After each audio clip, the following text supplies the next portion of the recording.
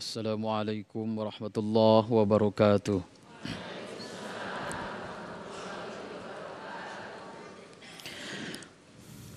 أعوذ بالله من الشيطان الرجيم.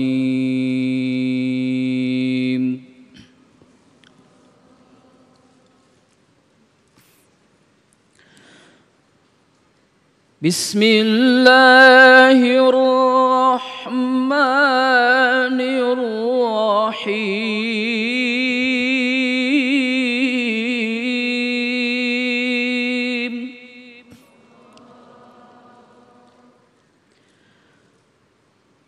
وسارعوا إلى مغفرة من ربكم وجنة عرضها السماوات والأرض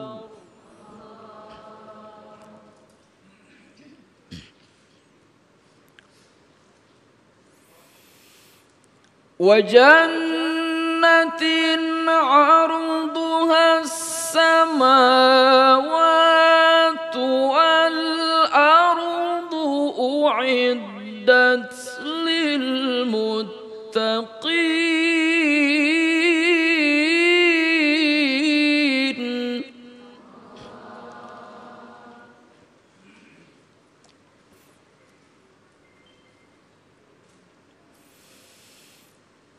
الذين ينفقون في السراء والضراء والكاظمين الغيظ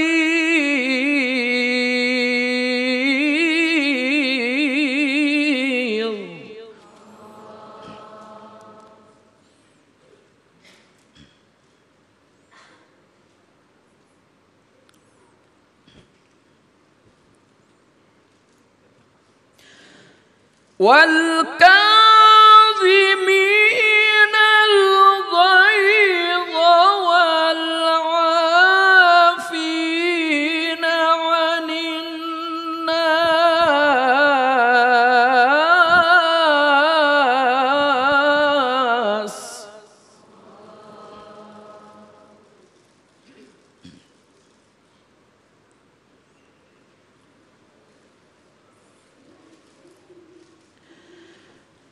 والكاظمين الغيظ والعافين عن الناس والله يحب المحسنين.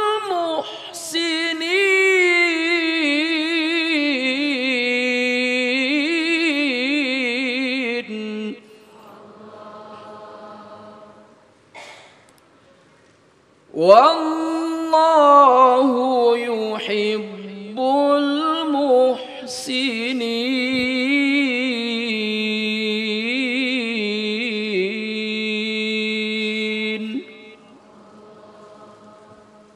صدق الله العظيم. والسلام عليكم warahmatullahi wabarakatuh. Bismillahirrahmanirrahim. Assalamualaikum warahmatullahi wabarakatuh. Alhamdulillahirrahmanirrahim pemirsa, kita dapat dipertemukan kembali dalam Majelis Ilmu Damai Indonesiaku. Dan pemirsa, hari ini kami bersiaran langsung dari Masjid At-Taqwa, Jalan Gria Bukit Jaya, Gunung Putri Bogor, Kabupaten Jawa Barat. Dan pemirsa, marah merupakan suatu luapan emosi yang mungkin kadang-kadang terasa sulit untuk dikendalikan. Lalu bagaimana marah dalam pandangan Islam dan marah seperti apa yang diperbolehkan? Hari ini Damai Indonesiaku akan membahasnya dengan mengangkat satu tema yang sangat menarik, yaitu meredam amarah, menggapai ridhonya. Saya, Sabrina Raisa, hari ini tidak sendiri, tentunya ditemani oleh sahabat saya Mas Agung yang akan menyapa para guru-guru kita yang sudah siap untuk berbagi ilmu. Silakan Mas Agung. Baik, terima kasih Syasha. Bismillahirrahmanirrahim. Assalamualaikum warahmatullahi wabarakatuh. Alhamdulillahirabbil alamin. Allahumma shalli ala sayyidina Muhammad wa ala ali sayyidina Muhammad. Kita bersyukur dipertemukan kembali dalam majelis ilmu Damai Nusaku, dan dalam kesempatan kali ini kita akan mengangkat tema yang sangat menarik sekali, seperti apa marah yang dilarang dan marah yang diperbolehkan dalam dinullah Islam. Telah hadir bersama guru-guru kita yang insya Allah nanti akan berbagi ilmu dan nasihat kepada kita, Ustadz Asep Anom, Kiai Haji Haris Hakam, dan Ustazah Nur Fadlina, yang tentunya masih bersama kami Damai Nusaku yang dipersembahkan oleh Sarung Wadimor, tentu sarung kita. Selamat mengikuti. Assalamualaikum warahmatullahi wabarakatuh.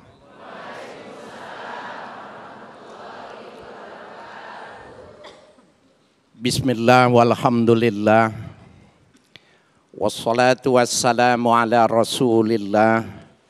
Sayyidina Muhammad ibn Abdullah wa alihi wa sahbihi wa mawala. La hawla wa la quwata illa billah, amma ba'du. Para alim ulama yang hadir, kami semua menyampaikan salam takzim, begitupun juga para ustazat yang ada hadir pada Masjid At-Taqwa Bukit Gria Jaya, Bogor. Mudah-mudahan panjang umur, sehat walafiat. Hadir bersama kita Al-Mukarram Ustadz Asep Anom, Adinda Ustazah Hajjah Nur Fadlina, host kita yang luar biasa Mas Agung Izzul Haq. Hadirin hadirat jamaah dimanapun Anda berada yang menyaksikan Damai Indonesiaku. Kalau kita ingin memahami marah, maka kita harus buat komparasi, buat perbandingan. Ibu emas disebut mahal ketika dia bisa dibedakan dengan loyang. Apa sih bedanya loyang? Apa sih yang bedanya logam dengan emas itu? Ketika dibakar. Dibakar, ditempa, dibentuk, maka ternyata pamor emas tidak dimiliki oleh loyang-loyang yang lain. Siapa sih orang Islam yang paling bagus di antara kita? Apakah yang berdiri, apa yang disebut ustadz ustazah? Bukan. Orang yang ketika dibakar dia tidak sirna. Ketika dia diuji dengan marah, maka dia tidak kalah dengan marah itu. Kenapa perbandingannya semacam itu? Karena di dalam salah satu hadis Nabi Shallallahu Alaihi Wasallam, beliau mengilustrasikan al-ghadabu, ya, al-ghadabu minasyaitan, wa syaitanu khuliqa minan nar. Marah itu bersumber dari setan, dan setan itu diciptakannya dari api. Wa tudfa'uhu bilma. Kalau mau memadamkan api, kata Nabi, pakai air. Ibu marah, wudu, insya Allah reda. Nah, apa yang dimaksud dengan setan? Setan itu bukannya jurig. Nyaho teh ya jurig. Kahartos yang jurig bagian dari setan, tapi dia bukan satu-satunya. Ulama tafsir mengatakan asyaitanu ismun likulli arimin minal jinni wal ins wal hayawanat. Setan itu setiap sesuatu, makhluk apa saja yang actionnya itu merusak. Minal jinni dari bangsa jin, wal jinni dari bangsa jin, wal hayawanat, dan dari makhluk-makhluk yang hidup. Nah, Bapak Ibu sekalian yang berbahagia, ketika virus COVID-19 itu ada, itu setan dalam bentuk hayawanat. Maka disuruhnya istinsyak, masukkan air ke lubang hidung setiap hari, maka dia terhindar. Apa kaitannya marah? Marah itu ibu sekalian ada yang disebut dengan hormon. Hormon itu dia tergantung yang mempengaruhinya. Jadi hormon itu bisa dipengaruhi dan mempengaruhinya. Kita coba nih. Ibu kalau sekarang saya kasih duit, saya kasih pertanyaan mudah, saya kasih 10 juta, seneng gak? Ibu baru ngomong seneng aja itu hormonnya udah naik. Muka ibu merah langsung. Oke. Itu namanya hormon kebahagiaan. Kalau sekarang nih, ibu pulang nyampe di rumah suaminya dikabarin, teh suami tete goncengan sama cewek, marah nggak? Padahal dia naik ojek. Ojeknya perempuan. Tetapi hormon itu akan langsung secara otomatis memberi respon. Nah, itu termasuk setan. Jadi setan itu tidak mesti maknanya yang di tempat gelap. Bisa berupa manusia, bisa berupa bangsa jin, bisa berupa makhluk. Nah, al-hayawanat itu maknanya diperluas lagi interpretasinya. Segala komponen dalam kehidupan kita yang bisa mempengaruhi kehidupan itu yang disebut dengan al-hayawanat, makhluk hidup. Nah, bagaimana caranya kalau orang sedang marah? Tadi sudah di prolognya sudah diantarkan. Orang biasanya kalau marah itu sebabnya tidak dihargai. Orang marah kalau dia ada hak asasinya terlanggar. Dia diambil kepemilikannya. Banyak hal-hal yang menyebabkan orang itu bisa marah. Padahal kalau orang bisa marah, Bapak bisa marah dan dia bisa mengatasinya, dialah yang disebut dengan loyang emas. Dibakar, ditempa, tetapi dia pamornya luar biasa, harganya mahal. Bapak Ibu sekalian, para pemirsa dimanapun Anda berada. Saking hebatnya menahan marah ini, Bapak Ibu sekalian.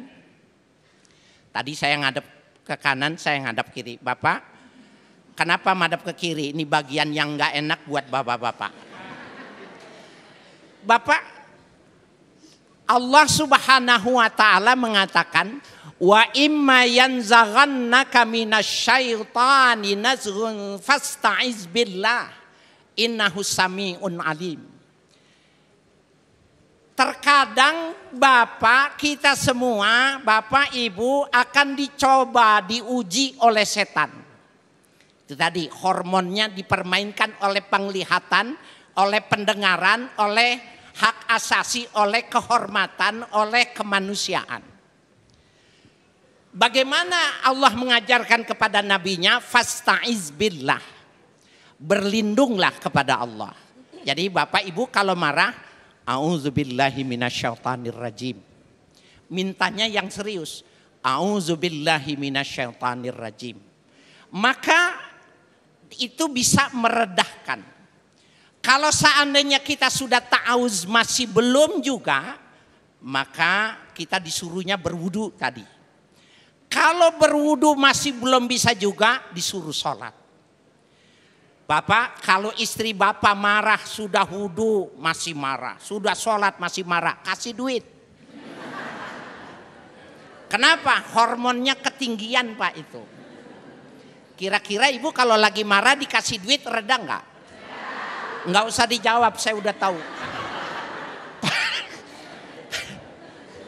Bapak Ibu sekalian yang berbahagia. Nah, ada seorang sahabat datang kepada Nabi bahwa dia minta nasihat. Dan ini orang ini minta nasihatnya, kalau saya marah mungkin. Dia minta nasihat ya kepada Rasulullah. Ausini bi kalimatin. Ya Rasulullah, aku minta nasihat tapi kalimatnya satu kalimat aja. Enggak senang panjang-panjang. Maka Nabi mengatakan la taghdab walakal jannah. Jangan kau marah, maka sesungguhnya kau layak untuk mendapatkan sorga. Insya Allah nanti kita akan diteruskan oleh yang lain. Baik, terima kasih Kiai. Itulah tadi pemirsa yang dirahmati Allah, sebuah nasihat yang mengingatkan kembali kepada kita betapa manusia ini selama berada di dunia tetap saja dititipkan sifat marah yang bisa jadi karena setan atau kita sendiri yang menjadi setan. Lantas bagaimanakah marah yang diperbolehkan dan marah yang dilarang? Insya Allah Kiai Asep Anom akan membahasnya selepas pesan-pesan berikut ini. Tetaplah bersama kami, Damai Indonesiaku.